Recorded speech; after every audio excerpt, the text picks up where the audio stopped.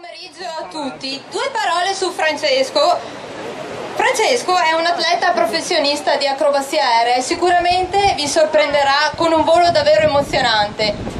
Francesco vola su un Extra 300, un aereo costruito apposta per il suo stile di pilotaggio.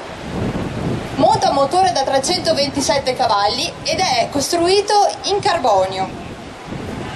Al di là delle notevoli vittorie in campo agonistico, la sua specialità è decisamente il volo artistico. Pensate che con questo aereo ha compiuto un vero e proprio record, un volo durato 14 un'avventura, ed eccolo che sta arrivando alle vostre spalle.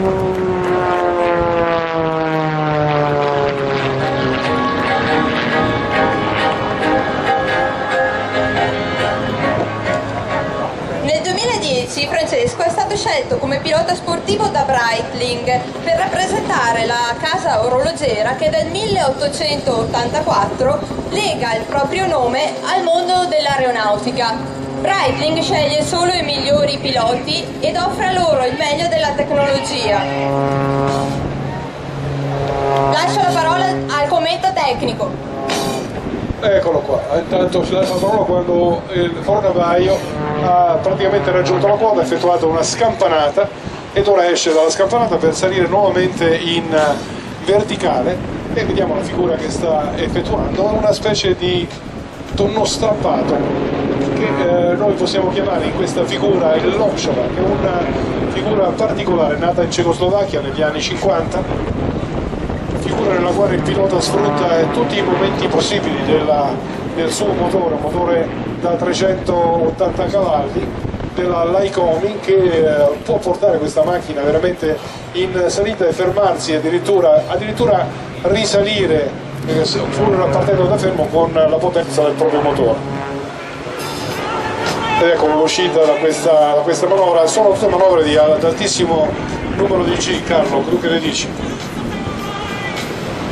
Il velivolo è strutturato, è fatto, è costruito per fare questo tipo di manovre spettacolari per il grande pubblico, ma che costituiscono, lo vogliamo ripetere, uno sport vero e proprio. Ci sono campionati sia italiani sia europei sia mondiali di acrobazia aerea, in cui tra l'altro Francesco partecipa e si classifica sempre bene. Il pilota ha, tra l'altro, lo si può notare, forse lo potremo notare quando passerà qui davanti a noi, all'estremità delle ali dei piccoli triangoli che servono proprio durante le gare a prendere riferimenti precisi, perché mentre qui il pilota si esibisce con una certa libertà, in gara i parametri sono veramente molto precisi e serrati. Di conseguenza il pilota deve misurare quasi al grado le sue manovre. Ecco, adesso che vediamo Francesco comincia una discesa che lo preparerà per i parametri, cioè per velocità e quota, alla prossima manovra, una richiamata dove sicuramente il pilota è sottoposto a una forza di 5-6 G, salita verticale, mezzo tonno verticale e adesso un Fischler. E adesso un bel Fischler allargato, direi, per ridiscendere nuovamente verso il pubblico.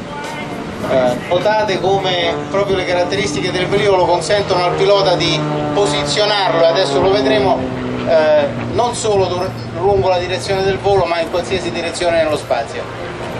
Vedete, il velivolo viene portato a velocità zero, dopodiché il pilota manovrando riesce ancora a controllare il velivolo, anche se sembra che non ha più il controllo sulla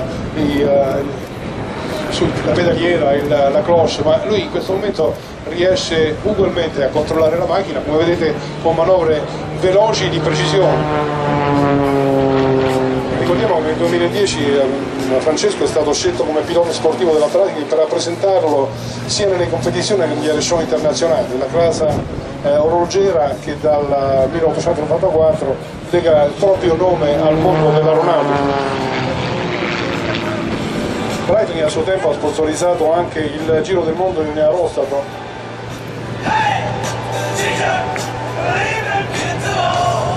E di nuovo, questa volta è un Fischler un po' più stretto. Un Fischler vero e proprio, stretto, e vedete, come vi dicevo, l'aeroplano non va solo lungo la direzione del moto, ma può muoversi in ogni direzione. Ha fatto 4 giri di vite rovescio. Esatto.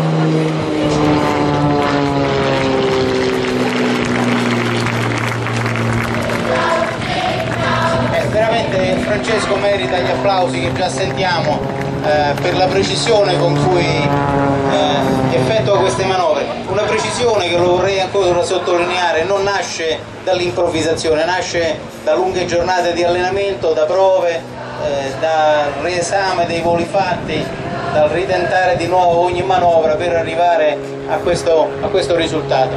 Questo velivolo è stato progettato da un ingegnere tedesco, Walter Extra, pilota acrobatico anche lui, che ha voluto creare una macchina per competere con i russi che stavano invadendo il mondo con le loro macchine da altissime prestazioni. Ecco, in questo caso avete visto Francesco impegnato in un volo rovescio che lo ha portato di nuovo a bassa quota prima di risalire. Sì, i russi, la federazione russa, quella che oggi è la federazione russa, ha una grandissima tradizione nel campo dell'acrobazia aerea, tant'è vero che negli ultimi campionati mondiali svoltisi qui in Italia a Foligno, le squadre russe ed anche i singoli piloti acrobatici russi hanno veramente portato via tutti i premi migliori, seguiti dai piloti francesi. La mancanza nei primi posti di piloti italiani può essere attribuita alla difficoltà che in Italia abbiamo di far addestrare questi piloti con una certa continuità.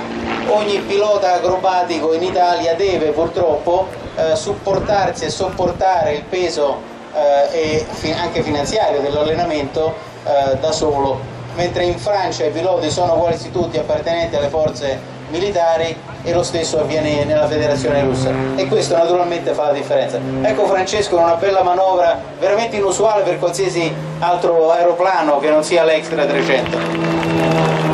Possiamo ricordare che questo aeroplano è realizzato in carbonio e monta, come abbiamo detto, un motore da 327-330 cavalli.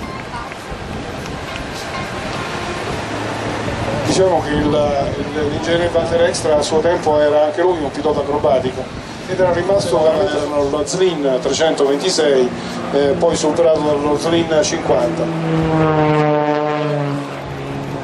Vedete questo tonneau strappato e adesso vedete questo volo manovrato, cioè sono pochi gli aeroplani che riescono a fare una manovra del genere. Assolutamente, questo è dovuto ai comandi di volo dell'aeroplano che gli consentono anche a bassissima velocità di rimanere efficienti e di manovrare appunto l'aeroplano così come il pilota desidera o come il pilota vuole fare. Francesco ha 20 anni di esperienza e più di 2000 ore di volo e quindi è un uomo che ha dedicato parte della sua vita quasi esclusivamente sugli aeroplani di questo genere, partecipando ai campionati mondiali.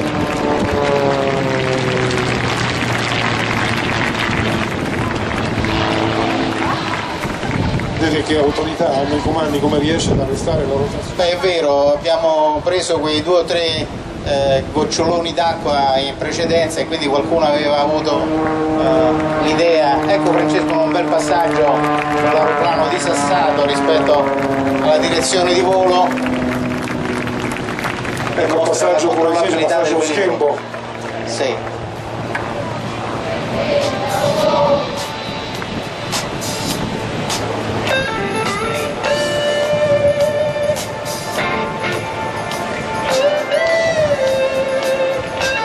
Ecco, ora se ricordiamo bene il programma, il Francesco Fornabaio farà un paio di passaggi a bassa quota e poi per salutare il pubblico, farsi ammirare, e lo vedrete appunto effettuare queste manovre lente e lo dovremo passare anche a bassa velocità proprio per farsi ammirare dal pubblico. Questa è la serie di tonneau lenti e adesso veloci.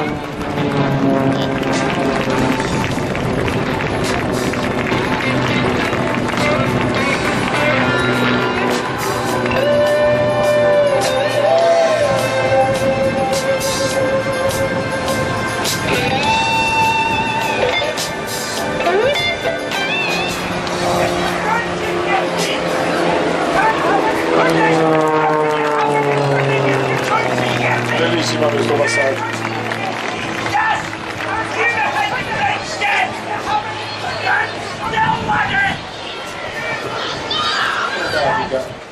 Degli Emirati Arabi Uniti al Fursan National Aerobatic Team. Tiriamo su tutti le mani, salutiamo Francesco.